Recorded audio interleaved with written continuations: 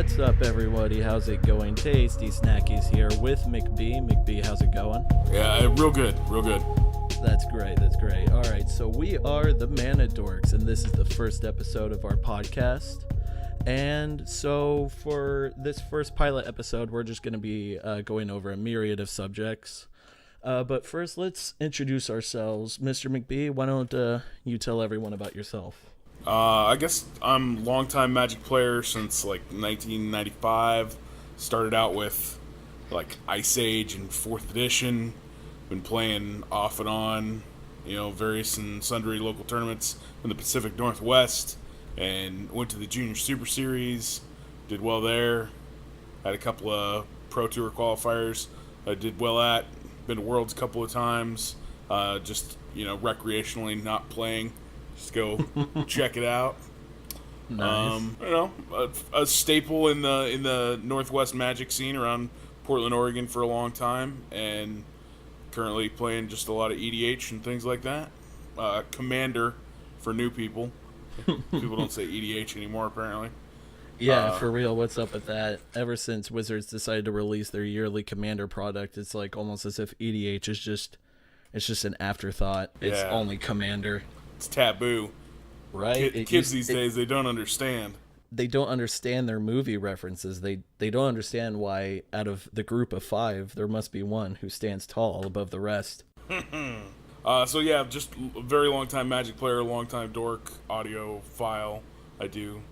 I talk for a living also, so this is right in my wheelhouse. Well, perfect. And for anyone that isn't aware of who I am Tasty Snackies. I have been playing Magic originally since either Betrayers or Champions of Kamigawa. I can't remember. But yeah, somewhere around between 2004 and 2005, about a decade ago. And I've been a pretty casual player for a majority of the time. I played in some tournaments now and then, but I have been getting back recently into Magic over the past 3 or 4 years. Most notably playing at GPs and stuff. Not doing too particularly well, but I try. That's what it's all about, dude. That's what it's all about, going out and just swinging for the fences all the time. You just got to make it. It's what's that Wayne Gretzky quote? You make 100% of the shots you don't make? No. I said that wrong. You miss 100% of the shots you don't make. Spot on. There we go. Get it right on the second time. Yeah, that's a completely fine allegory for my Magic career. No, it played out right in front of us, too.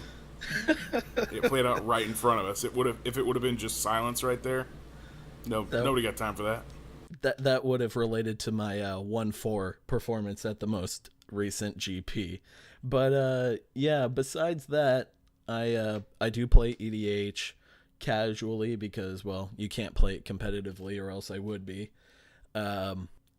Just doing a whole lot of the casual gaming stuff. Like, I don't really do the standard thing a whole lot as much. I've been trying to focus more on EDH because I realize that I'm not that good of a player, so it's like, might as well just have fun with the game. And that is what it's all about, man. If you're not having fun doing it, I don't think you should be playing. Exactly. So I've been babbling on enough about myself. So Grand Prix Portland was just this past weekend. It was from August 12th to the 14th. Obviously, you're in Portland, Oregon. Mr. Sean, why don't you explain to us how your experience was here at the event? It was not bad. I did not get to play. I just went to go and sell off a bunch of cards. I had some old stuff from back in the day when I played Legacy, and I wanted to liquidate a little bit of that so I can live comfortably here in beautiful Eugene, Oregon.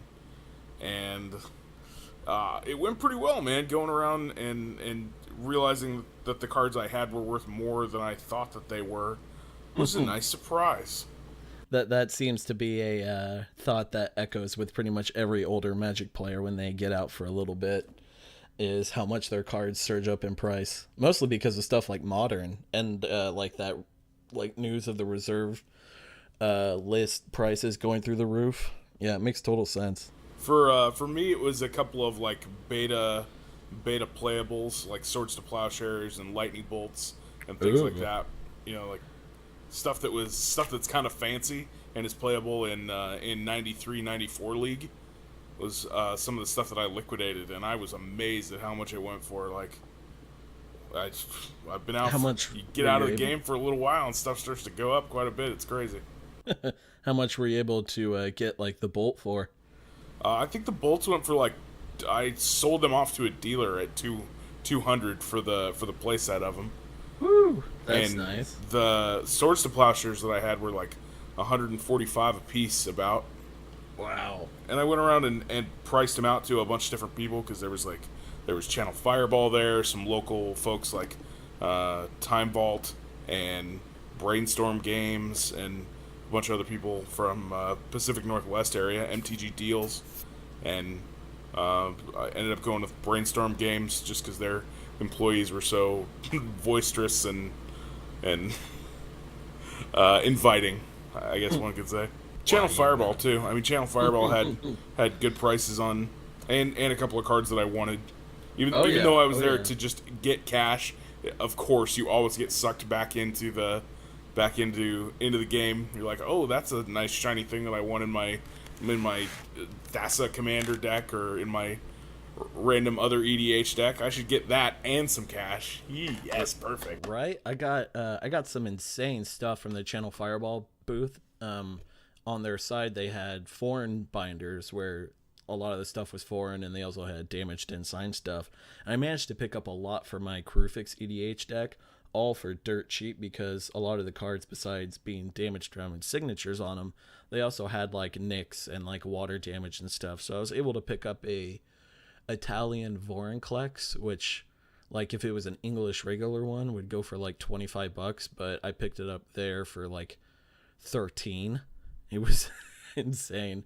And that kind of like resonated true with like a bunch of other cards like Omniscience and Mind Over Matter and Seedborn Muse. Just a bunch of like $20-$30 cards I was able to get 50-60% off it. Channel Fireball, definitely, if anyone goes to a large event, look for their booth, because if you look through the binders, more than likely you're going to get a screaming deal. I saw someone get a signed Sensei's Top for $11. Wow. Yeah.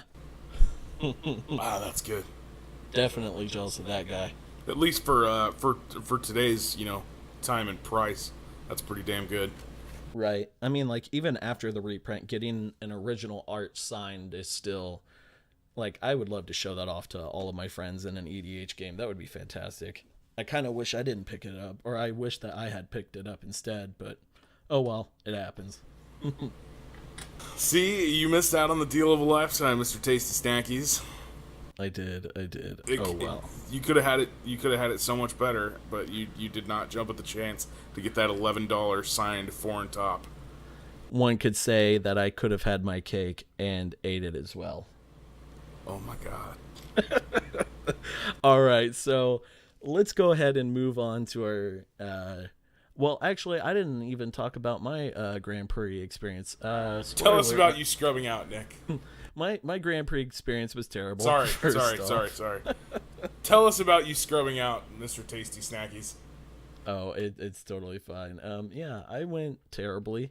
I decided, well, for months beforehand, I was practicing Black-White Control, a deck that had just won the previous Pro Tour, and like the scrub I am, decided to switch decks about half a week in, and played Mono Red Burn.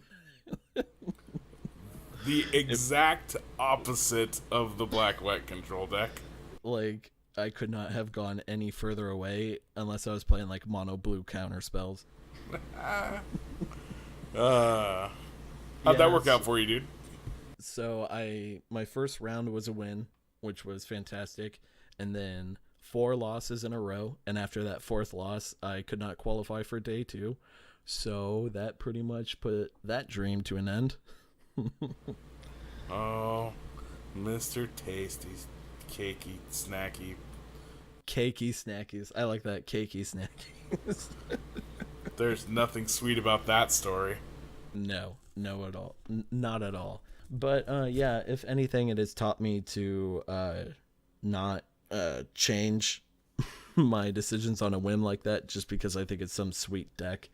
You know, if you're going to practice for something, especially with a deck as long as I did, you think I would have been a little bit wiser than to just throw all that time's worth of practice away. But oh well, we'll just chalk it up to a learning experience and hopefully forget about it.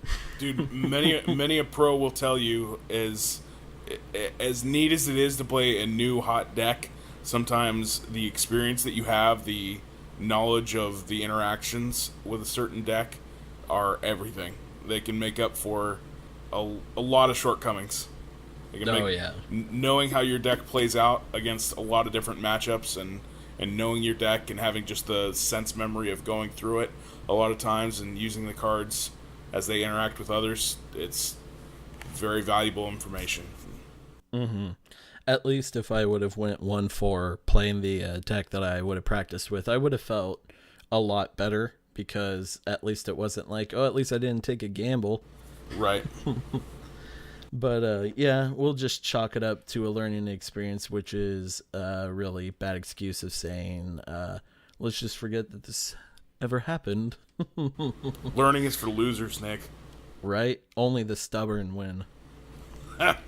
So, on to that, let's go ahead and I want to go over with you and with our audience here, especially to those newer players who haven't gone to large events like Grand Prix or Star City Game regional events or any large Magic competitive REL event. Would like to go over some do's and don'ts, some things that you want to like get in while you can, some things that you just completely want to avoid. And considering that you have at least a decade's worth of experience over me, Mr. McBee, would you like to start us off? Yes, that's easy for me, I think. Number one, keep an eye on your stuff. Number one is keep an eye on your stuff. Oh yeah, that's been a big problem recently. And that means, for me at least, I like to keep my bag with all my stuff in it, and I do like to travel kind of light also, not with every single Magic card that I own, so all your eggs are in one basket. Mm-hmm. But I just always like to keep my bag physically touching me, like whether it's on my leg, I know it's closed, it's, you know, as closed as it can be, and touching me in some way, so that I know that it's physically around me at all times. That I think lowers the chance of it getting just nabbed by somebody. Oh yeah, one of the tips that I learned was from a mutual friend of ours, Matt Olson. You remember him? Of course. What he suggested to me was, when you go to an event, is to keep the pockets where you open them towards yourself, and then wrap one of the straps that you have that goes around your arm, put your leg through it. So that way, in case anyone tries to yank it away from you, they're going to have to rip it off your leg, and that's going to be really hard for them. Yeah, no doubt. And you could also put one of the chair legs through that too. Since you're sitting on that as well, the weight of your body will pretty much mean that they're not going to get your bag. They're going to have to go in and actually take the stuff right in front of you. And unless you're blind, that's not going to happen. I prefer that you not make fun of blind people.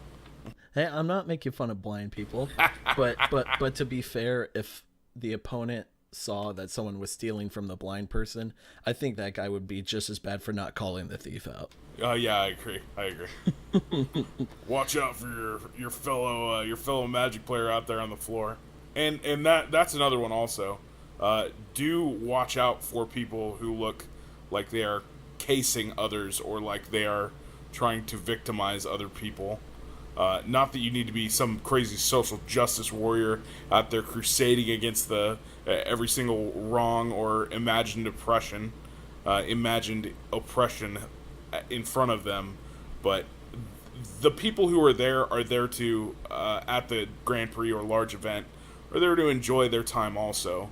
And if you feel like there's somebody who's predatory by nature, maybe keep an eye on them and alert others in the area of their strange activities.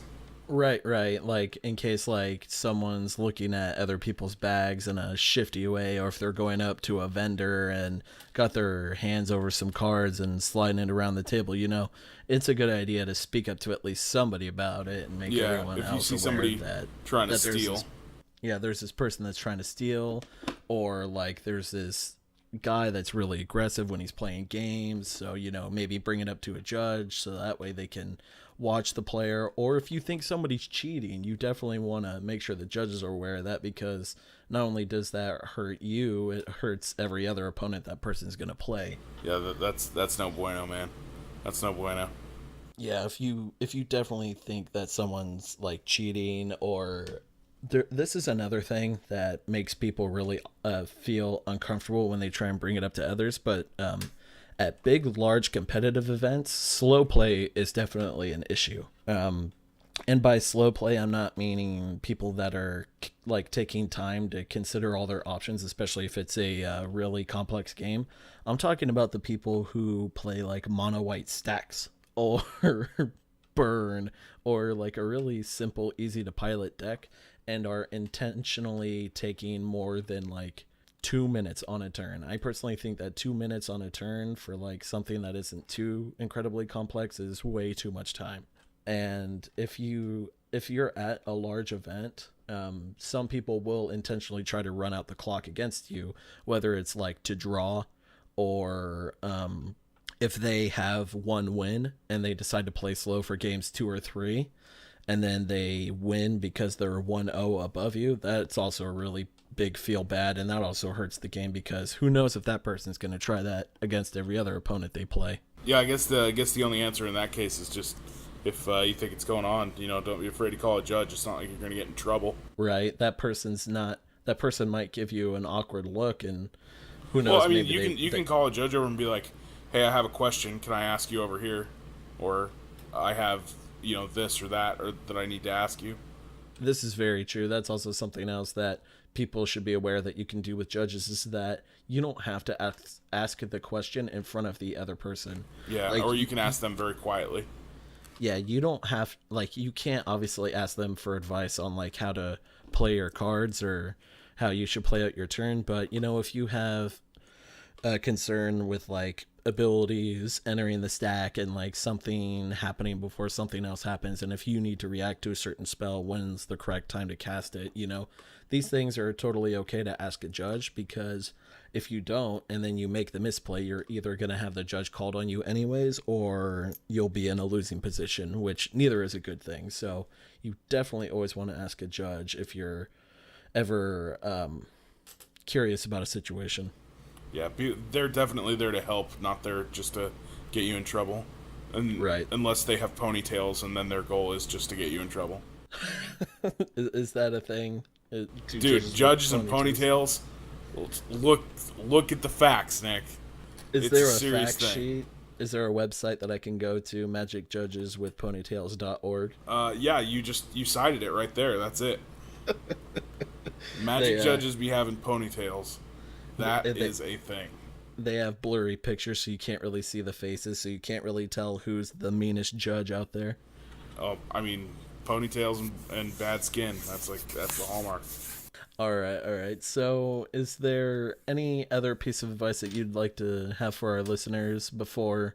Definitely like water and snacks. If you have access to, like, if you go to a big convention hall, there's probably going to be food around within walking distance, but still, the idea of just being stranded without any like food on your person, when you're playing a long, hard day of Magic, especially if you have to think a lot.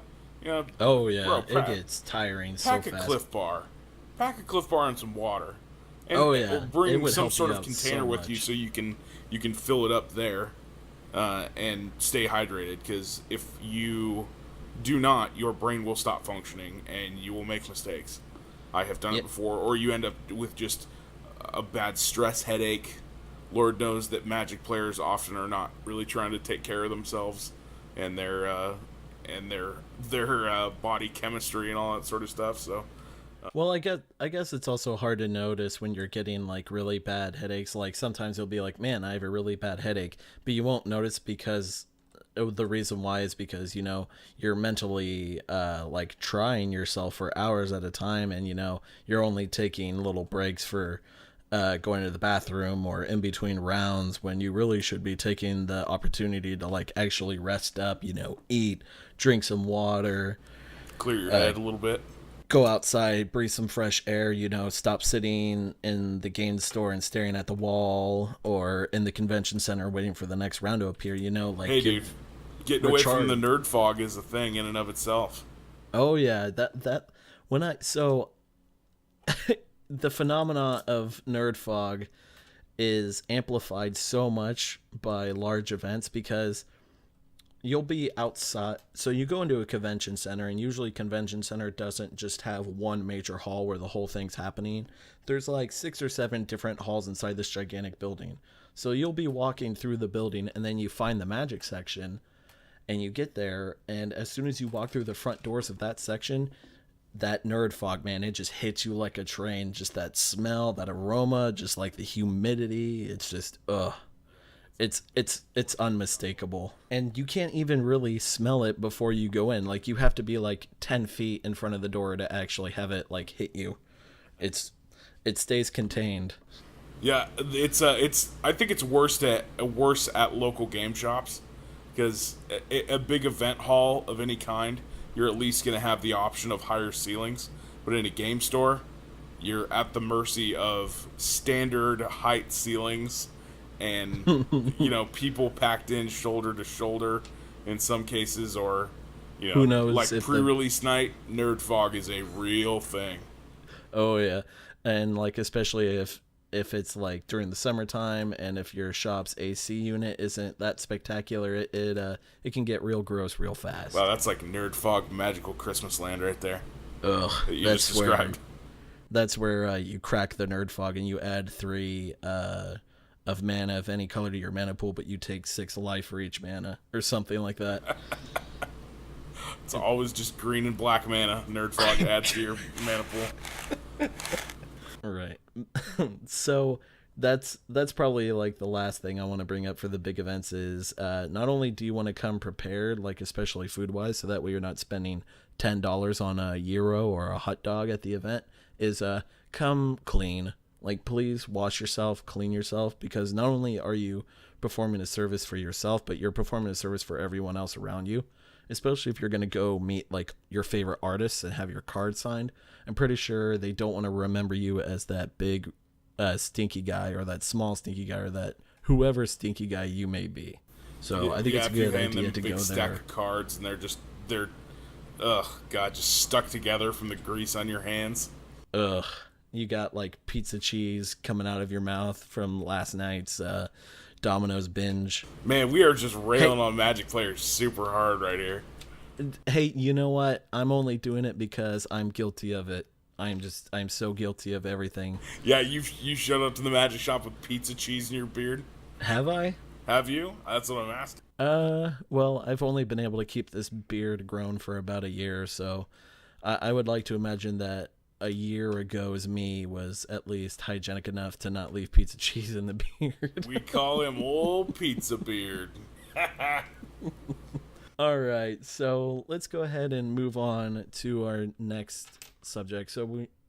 So there's this little set, McBee. I don't know if you've heard of it. It's called Conspiracy. Take the Crown. Have you heard of it? Yes, absolutely. Well, I just now recently came across it, especially since I am so new to Magic. And, it's really interesting seeing all these cool cards from Conspiracy, but to actually be serious, I'm actually really excited for the set. Not because of the draft aspect, because I don't draft, but because Conspiracy last time was a hotbed of Legacy and Modern and Commander reprints, and this time it's looking about the same. Yeah, it looks like there's a lot of solid mechanics and solid like reprints that are good to see.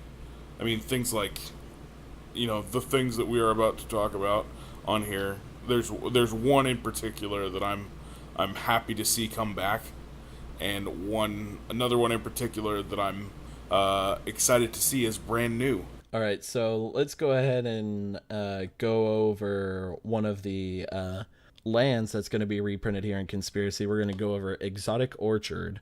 I can't remember exactly last time it was printed, or the first time it was printed. It was printed in like Lauren block, was it? Yeah, that sounds right. Yeah, it was. So Exotic Orchard is a land. Tap, add to your mana pool 1 mana of any color that a land an opponent controls could produce. So if your opponent controls an island and a mountain, you can tap it to add either blue or red and so forth. So what do you think about this card being reprinted? I mean it's good for the set. It's not something that really you're trying to play in Commander a lot of time because it's not going to end up producing you mana that you can use. Right. I've never really see any play, like, to be honest, like, at all. But it's always maintained a price of like $5 to $10 somewhere around there. So I mean, it's got to see play somewhere. But it's good for the set though. I mean, this is one of those sets that's the fact that it's self-contained means that you need some fixing element in it. But at rare, you're probably not going to see that as a huge advantage. There are more useful cards in draft than a land that may or may not net you mana that you need. Well, in the context of Conspiracy, the more I think about it, the more this land makes sense, because in Conspiracy, you have your pod of 8 people and you draft, and then out of that pod, you play 2 separate 4-player games. So in that sense, Exotic Orchard taps a mana for all 3 of your opponents. So you could have a 5-color land. So in Conspiracy Draft, I think this is like you pick this every time. Like, this is just your 5-color land for whatever deck that you're going to build. But in like terms of like regular draft, I don't know if I would like actually pick it. Maybe a good card to enable, like a splash or something like that. Yeah. If you're let's say you can get like a good read on your table and see that like everyone's taking blue, so you could take a good few conditional blue spells and throw them in your sideboard along with Exotic Orchard and then bring them in. Yeah. Because because I mean, at the very worst, the land, it doesn't enter tapped, but if your opponent controls no lands, it obviously doesn't tap for anything. But if first turn useless. First turn useless land.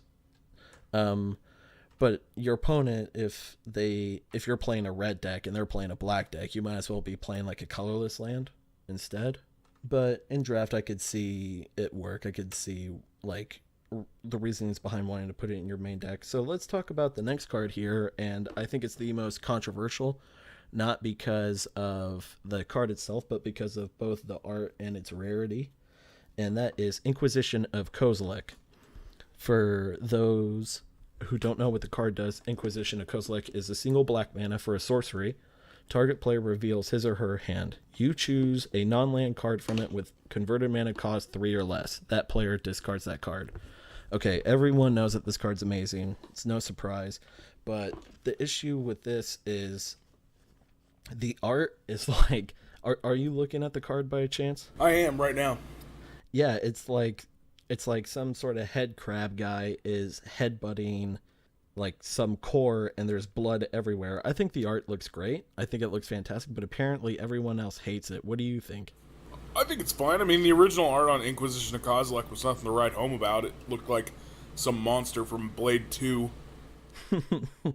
That was, and had his hand wrapped around some other dude's head, and he was like all deadpan looking. Yeah, I mean it's a discard spell. If it was a creature or something like that people already had kind of an established identity for, then I could see how they could be upset. But it's a fucking spell. Calm down. Right, and I mean the art goes with the name in terms of like I think it's just great because it's this Eldrazi guy that's headbutting the hell out of this guy, and just like you see the blood everywhere, and it's the Inquisition of Kozilek. Like, he's getting the information by beating it out of your face. I mean, look at the flavor text. You will scream out your innermost secrets just to make it stop. I think that was the original flavor text, wasn't it? You're the original flavor text.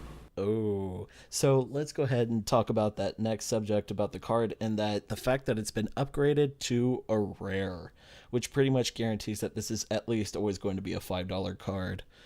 So my issue with it is okay, so I don't draft much, but from the drafts that I've had, it seems that like a single black discard spell is not very good in draft.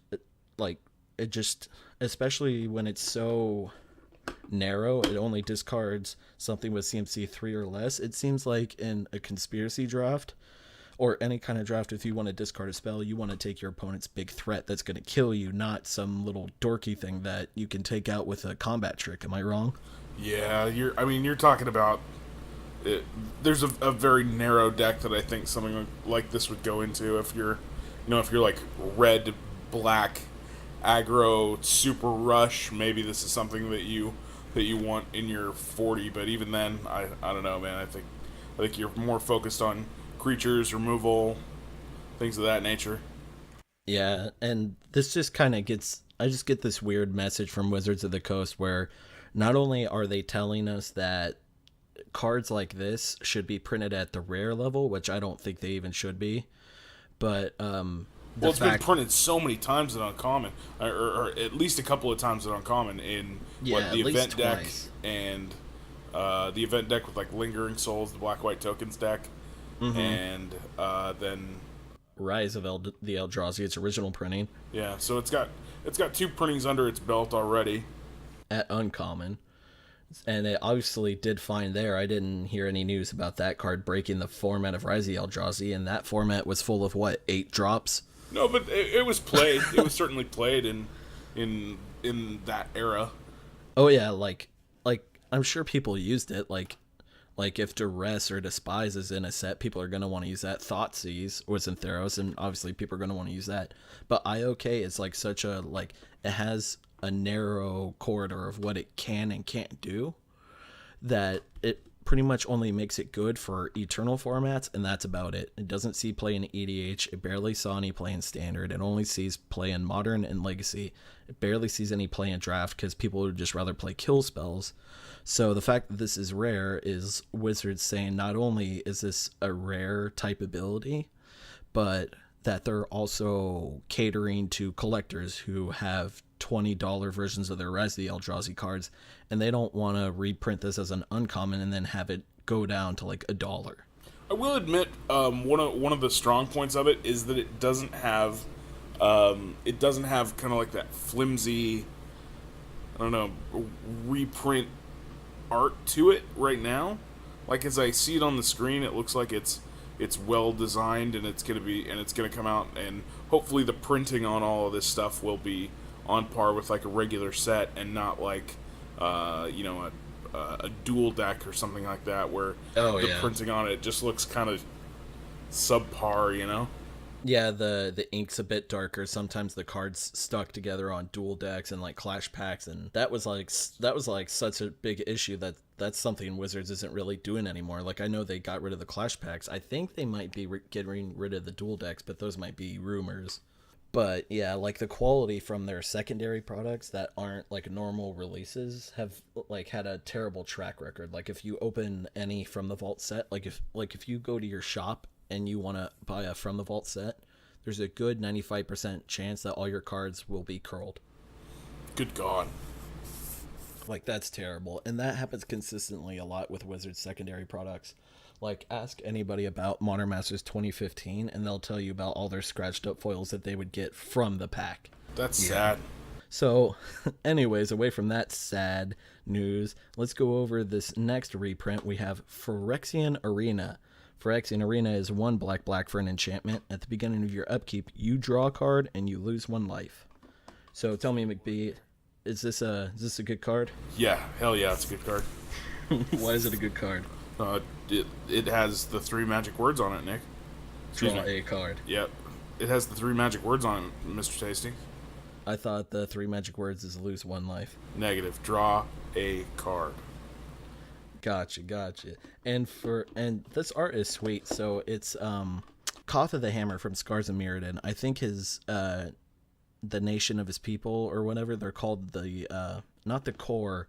That's from Zendikar, but oh man, the name is totally escaping me right now. But for people who know what Koth of the Hammer looks like, there's a character in this card that looks like that, and he's fighting a Phyrexian with the Phyrexian's tendrils hanging down, and you can just see a shadow of it. I think it looks really cool.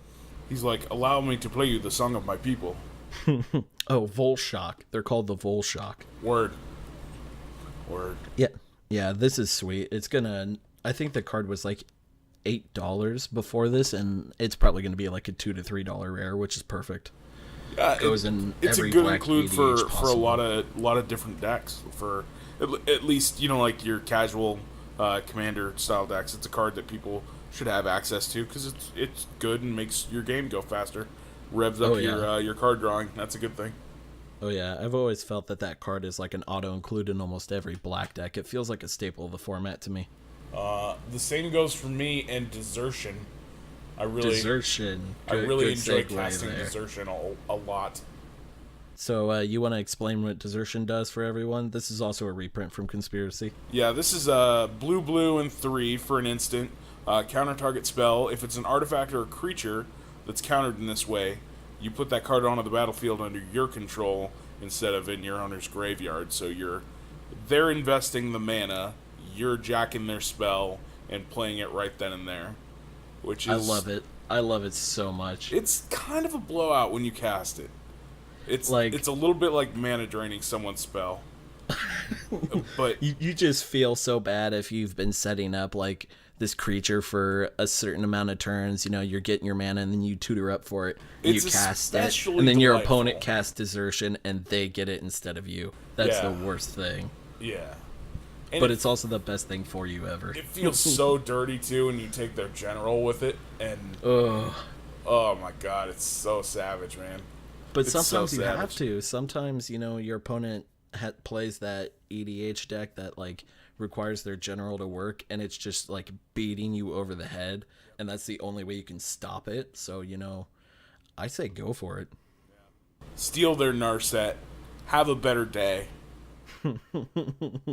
Narset Transcendent. I think, or that's not the one. That's the Planeswalker. Narset Enlightened Master. Is that the one, right? Something like that. I'm sick and tired of losing to that guy. I know that much. I hate that card in EDH so much. a couple of the local homies have that on their roster of EDH decks, their roster of commander decks, and it's always like every time I play against it, it's like, oh my god, I'm just gonna get time walked and just destroyed over and over and over again. Yeah, one of our mutual friends, Joe. You remember Joe Vanal, right? Oh yeah. Yeah, he's got a pretty like on point Narset deck, and it's gotten to the point where no one allows him to play it in EDH anymore. He has like 10 other decks, but everyone refuses to play against it. It's funny, like that's kind of like the Magic end game, and it's also like the thing that destroys your magical time all at once, and it's kind of like the goal that you aspire to for your deck.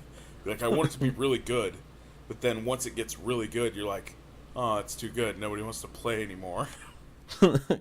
So this card won't be going any Narset decks because it has black in its converted mana cost, but we have the Planeswalker from Conspiracy. We have Kaya Ghost Assassin. Kaya Ghost Assassin is 2 and black-white for a Planeswalker that starts at 5 loyalty.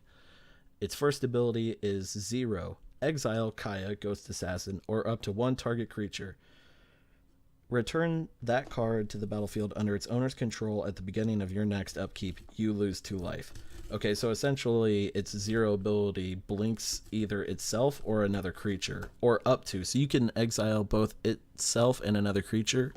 And this is a new way that Wizards is approaching Planeswalker design. Instead of plussing her loyalty, she's actually resetting it, which in a way is plussing. I think it's really cool and original. What do you think about the plus? Or the 0 ability, I should say. I mean, that's pretty much your way of resetting her every time after you like neg 1, neg 1, neg 1, neg 1, and then reset her as needed.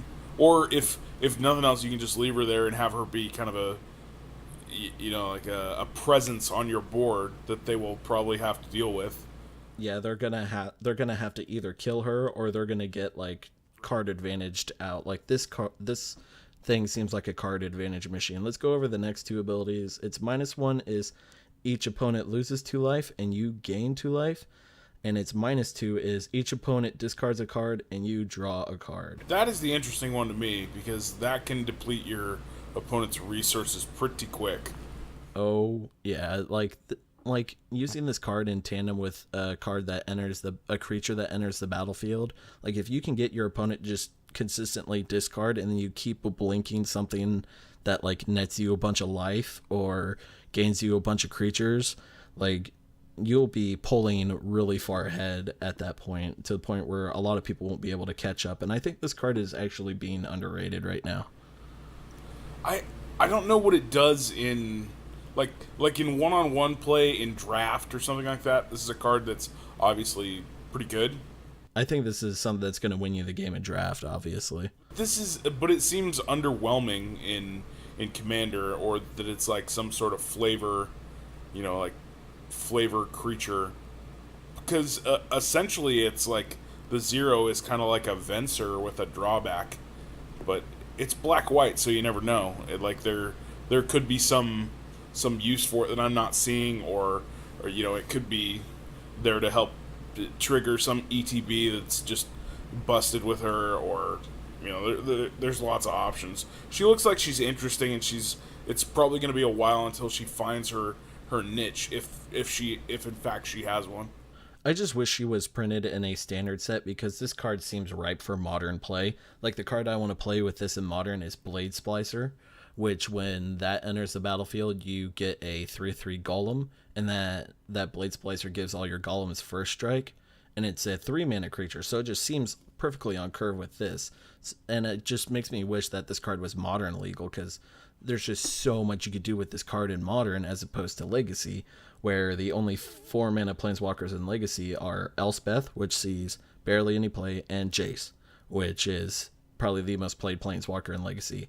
And that's a pretty high standard, and this card does not seem even close. There is another card on this list that is clearly Legacy playable. Would that card be Recruiter of the Guard? Yes. So explain to me what Recruiter of the Guard does. 3 mana. It's a white and 2 colorless for a 1/1. It's a human soldier. When it comes into play, search your library for a creature card with toughness 2 or less, reveal it, put it into your hand, and shuffle your library. This is kind of the mirror image of Imperial Recruiter from Portal 3 Kingdoms. Yeah. That card is ridiculously good. This card is also ridiculously good. Yeah, so besides being a red card, like that one was 2 and a red for a 1/1 human soldier, right? Like the only main differences between this card and that card is not only the color, but Recruiter is like converted mana cost, right? It is power. It's power. It's power. Yeah, power 2 or less. Okay, so Recruiter of the Guard can't like go find a painter servant or something. Okay, that's interesting. So I don't think this card will still see like the same combo implications that Imperial Recruiter did, and I think that's intentional. I don't think they wanted you to have 8 Imperial Recruiters for your painter servant combo deck. No, this seems more like it's a tutor for white. It's just a way to get awesome little guys out of your deck. This goes find your Thalia for your Death and Taxes deck. That's a possibility. It's not exactly on curve, which is something that Death and Taxes or any strategy like that is trying to do. They're trying to like get you on an early Thalia and then blow up your lands. Mm-hmm. But this card seems like it goes and gets things like a Kiki Jiki, a Stoneforge Mystic, stuff of that nature. This is true. So I could definitely see in this card being as like a random 1 or 2 of in Legacy decks, even possibly Vintage. I could see this being like a random 1 or 2 of to like go tutor your or to essentially act as your 5th copy of a card that you want to tutor for. Yeah, I mean you can use this and go get Flicker Wisp, for instance. Ooh. And then you could Flicker Wisp the Recruiter of the Guard. Exactly. Or you could use this to go, nab your Squadron Hawk. Or you could use this to go get a Snapcaster Mage. And oh, that's true. I mean, there's a lot of possibilities thanks to toughness of 2 or less. So You can go grab the new Thalia from Eldritch Moon and try and shut down your opponent that way. I don't know if that's going to work, but I do. I kind of like the new Thalia. What did you think about the new Thalia from Eldritch Moon? Did you ever get a chance to look at her? no, I haven't even seen her. I'm gonna look her up right now. So I could tell you off the top of my head, Thalia Cathar Heretic. It's 2 and a white for a 3/2 with first strike, and it's creatures and non-basic lands your opponent controls enters tapped. Not as good as original Thalia. No, definitely not. But it slows down a lot of older format decks where, like in Legacy, it's more common now to run basic lands. But like in Modern and Legacy, a majority of the land bases are still non-basic lands, and this pretty much turns all of them off immediately. And I really like that card. But that's totally off subject of what we're trying to talk about here. The last card that I wanted to go over for our spoiler was Queen Marchesa, or Marchesa. Queen Marchesa is 1 and Mardu, which is red, white, and black, for a 3/3 legendary creature that's a human assassin. Oh, I'd like to go over something with Kaya the Ghost Assassin really quick. She doesn't kill anything, even though she has the word assassin in her name. That's a flavor fail. She kills tokens with her 0. So they should call her Kaya Token Assassin. Yeah, that's pretty weak. So anyways, Queen Marchesa is a human assassin, legendary creature, 3/3 with death touch and haste. When Queen Marchesa enters the battlefield, you become the monarch.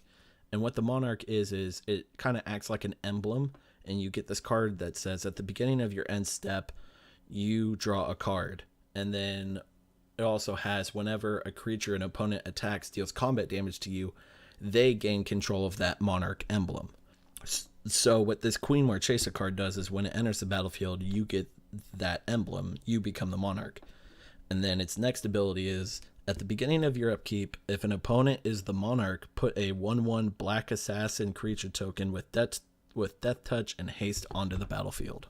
So this assassin, unlike our ghost assassin, actually has plenty of assassin flavor in it. So what do you think about this card? I mean, it's neat that she's a commander, but and in Mardu colors with reasonable abilities. Death touch is always good. Haste is always good. I mean, I feel like they should have given them reach, like given the tokens reach, so that way they would be like the best 1/1s ever. Oh, and first strike too. Jeez, death touch first strike tokens, huh? Yeah, I think I should be the head of Wizards R&D. Jesus Christ, help us all. But yeah, I'm gonna have to mirror what you said about this in EDH specifically. Like, there's just much better Mardu generals. Like, you could play Zergo Helm Smasher and win more games than with this, because all it really does is become a 3/3 that can kill stuff. If it deals combat damage, it puts a target on your head by making you the monarch. So then everyone's gonna attack you, so that way they become the monarch. So I mean, there's that cool like political implication there. Yeah, but, that's purely a funsy mechanic, and I got respect for that. I think we're here to play games. Yeah, then it's totally made for people that want to have fun. I don't think this commander is going to be for someone who wants to win a game of Duel Commander. This is definitely for your kitchen table. You got this sleeved up in your $4 Ultra Pros, and you don't really give a crap because all your deck is full of like random commons and uncommons, and you're just playing to have fun. Yeah, I think this falls under the category of like fun, the leverager of fun, something that helps you and your group have fun through an interaction that you're not necessarily used to. It's not a straightforward linear path to victory, like a prowess or menace or something like that, something that's just going to have a ton of value attached to it, or battle cry. Like, it's not linear. It's about stuff changing hands and the game evolving and going in different ways, and good for them. Making more cards like that, making Magic more about the fun that you have playing the game and less about winning it, is, I think, a fine direction to have, a fine path to carve out for people to go down. definitely. And I don't think black or red definitely gets that many group hug cards. Yeah. I mean, red used to get a bunch of old, like, crazy, weird, chaotic group hug cards, but not for a while. It's not like what Wizards has been doing lately. So this kind of brings that element to strategies that haven't really seen group hug strategies before, especially to black. The only decks I can think of that are group huggish in black is like Zur the Enchanter, maybe. But that's not too group huggy. You're essentially just donating your opponents to death, which is kind of like what Zedger does. But yeah, so that's about it for conspiracy spoilers that I wanted to get over. I mean, there's a bunch of other cards in there too, but like I said before, I don't really draft that much. So I feel like my input for draft specific cards are going to be moot, if that, because I'm not going to be able to go in depth over them. That's fine. Yeah. Yeah, we can tackle draft the topic of drafting conspiracy when more cards are out. Right. Besides, you want to see the commons in that case anyway, in addition to the rares and stuff. See where the standout commons and uncommons are. Right, because you won't really understand how a mechanic works until you see the commons, because they are the most important cards when it comes to a mechanic, because they're the ones you're going to see the most. So yeah, we're going to have to wait until the entire set comes out before I can even come up with a monicum of like an amount of like whether or not I can fully say that this card is good or not good in the context of limited. I'm sure the set's going to be great for limited because it's designed specifically for limited. Yeah. But I guess I just have to actually play with the set and tell you guys whether or not it's fun. I'm sure it is, but until then, I'm going to have to reserve all my thoughts so that way I don't get caught saying something stupid beforehand. Oh, that's fine, dude. You get caught saying stupid stuff all the time. Go for it. I have been known to make bad calls on rares for sets. Well, I didn't want to go that far, but yeah.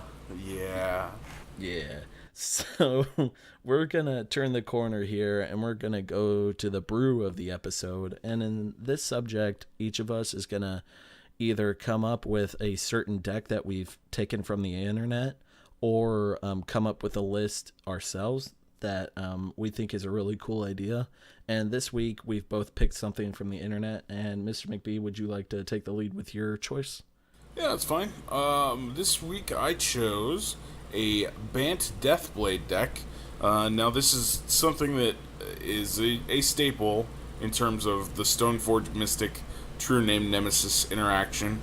But this one also has, like, Deathrite Shaman and Noble Hierarch, so you can get out your...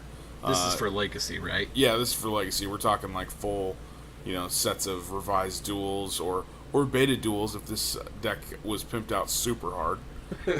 And Wastelands and, Flooded Strains and Polluted Deltas and all that. You can get Judge Foil ports. Yeah, of course. No ports in this one, just Wastelands. So we'll go WPN Wasteland if at all possible. Okay, sounds good. So go ahead and start off with the deck list for me. Okay, so you have 4 Deathrite Shaman, 3 Noble Hierarchs, and 4 Stoneforge Mystic and True Name Nemesis. So you have your basic package of True Name Nemesis, Stoneforge Mystic shenanigans that runs just crazy in Legacy. And then a lot of your real basic elements of, like True Name Nemesis, Stoneforge, the Brainstorms, Ponders, Stifles, Source Plowshares, Daze, and Force of Will. Mm-hmm. It really the only thing that's really different about this deck, because it plays your 4 Brainstorms, 2 Ponders, 2 Stifle, 4 Swords to Plowshare, 4 Daze, a Sylvan Library is kind of interesting. The Umbazawa's Jit to go get with the Stoneforge, right. A Sword of Fire and Ice, a Batter Skull, and then it also has Gideon Ally of Zendikar, which really? I was unaware that card was seeing so much play. Wow, that card is seeing play in Legacy now? No, it's just a one-of, but it's just a 4-mana thing that makes 2/2s or rallies your guys, I guess. I just feel like Elspeth fits in that deck better because it just gives your stuff like flying and double strike and you don't really need it with True Name Nemesis because True Name Nemesis just walks by everything all the time. Right, but if you give it flying and double strike, it turns your opponent's 2 or 3 turn clock into like a 1 turn clock. I don't know. It just feels like Elspeth is just a better one of in this deck because Gideon, I can't see him doing much besides making some 2/2 blockers. Maybe he becomes a 5/5 and could shoot something down. I mean, like there isn't a whole lot of Planeswalker removal in the format, anyways. Yeah, it's an interesting choice. It's like putting a Garrick Relentless in the deck randomly. Yeah, it's very left field. I mean, if you're playing against Miracles, the only deck that they can flip over against it is what? Mind Sculptor, that's it. I think, or is Entreat the Angels CMC4? I can't remember. No, I think it's triple white XX. Triple white XX. Okay, so yeah, it won't hit that card. Yeah, I don't know. I guess I'd have to actually see the deck in action. It just seems like that card gets sideboarded out a lot. Yeah, it's interesting though to see it all together and seeing a deck that has like Noble Hierarch in with True Name Nemesis. That is a fast clock right there. I like that a lot. That's a turn 1 Tropical Island Noble Hierarch into True Name Nemesis, and then you have Stoneforge Mystic going to get Jite on turn 3. I mean, that's a big game, man.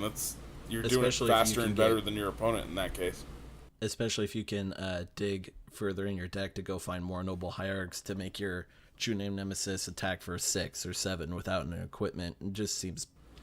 Yeah, you start out attacking with him for 4. You're taking bigger chunks out of him at that, and that's 5 hits with True Name Nemesis as opposed to 7. I like it. So for my deck that I've chosen, I have chosen a much more considerably less expensive deck. I have decided to go with a standard deck this time. It is called Mono Brown Eldrazi. Now, some of you may have already heard of this, but Mono Brown is an old man's Magic term. Mono Brown essentially refers to old artifacts before 8th edition had a brown border around them. So, and this is the same is true for all the colorless cards. I missed that. And I know, right? I kind of wish that they would do that. Like, I know they did that for a couple Judge foils where they reprinted them with old borders, but like that'd be cool if they did that for FNMs or something. Like the FNM event cards, they make them like old bordered or something. Yeah, that would be pretty sweet. I'd be down for that. With like the current art or new art, and it has like old classic text. I think that would be great. I'd like to see a whole set if they did a whole set in like old style border. Right, if they decide to do a third unset, it could be all old border, old text, old foiling. That would be an great. Unset. Fuck around, man. No, thank you. give me nice reprints. Give me stuff that I can cast. I want to see a Snapcaster with old border. Ooh, that would be sexy, especially if like with if it was foil in the old foil style they did. That sounds amazing. So with this deck list, so Mono Brown Eldrazi, obviously we're playing all colorless lands here. We're going to start off with the land base. So we got Foundry of the Consoles, Gaia Reach Sanitarium, Mage Ring Network. I'm not going to describe the cards because we're obviously over an hour at this point, and I don't want to waste too much time. So we have Nephalia Academy, Sanctum of Ugin, Seagate Wreckage, Shrine of the Forsaken Gods, Spawning Bed, a single Waste, and 4 Westvale Abbey. And that's our suite of colorless lands. And for spells, non-creature spells, we're going to be going with Spatial Contortion, which Spatial Contortion is 1 and a colorless for an instant. And it, here it is. So 1 and a colorless for an instant. Choose 1. Exile target creature with power, toughness 1 or less. Counter target sorcery spell. Or put a 1/1 colorless Eldrazi Scion creature onto the battlefield. It has sacrifice this creature, add a colorless to your mana pool. And so we're going to be playing cards like that. We're going to be playing Warping Whale, which is 1 and colorless. Target creature gets +3, -3 until end of turn. Titan's Presence for more removal. Hedron Archive for ramp. And the goal that we're going to be trying to get with this deck is we're going to play a bunch of small Eldrazi that can either ramp or gain us incremental card advantage, like Hedron Crawler or Matter Reshaper, Warren of Geometries, and Kozilek's Channeler. And then we're going to be getting into big stuff like Oblivion Sower. Oblivion Sower is a 6 mana Eldrazi. It's a 5/8. Whenever you cast Oblivion Sower, target opponent exiles the top 4 cards of his or her library. Then you may put any number of land cards that player owns from exile onto the battlefield under your control. And for people who haven't played with that card before, that's not just the lands that you exiled that turn. That's like any lands they have in exile in general. So if you're able to get those exiled beforehand, you can get them later with an Oblivion Sower. And then for the rest of our top end, we have 1 Kozilek the Great Distortion, 1 Emrakul the Promised End, and 4 Ulamog. So we're running 6 Eldrazi Titans, all 10 or greater converted mana cost. So we're definitely going big with this deck. We have 28 lands, 4 Mana Rocks, 4 Mana Dorks, and a bunch of huge stuff. And I just love this deck. I think it's really sweet. Even though I performed badly at the GP with Burn, and I kind of got rid of the deck in like an anger, like a very angry, just like, screw this, I'm getting out of standard. Seeing a deck like this kind of makes me like want to go back into it immediately. Maybe I would add black for like more removal and discard. But yeah, this looks sweet. I really like this deck. And so I think that's going to be it for this episode. Mr. McBee, thank you very much for being on here with me. Of course. Always a pleasure. All right. And thanks, everyone, again for listening. Hopefully we'll have another episode for you guys soon. Looking to aim for once every other week. I'll go ahead and keep you guys updated in the future, and we'll catch you next time. Later on.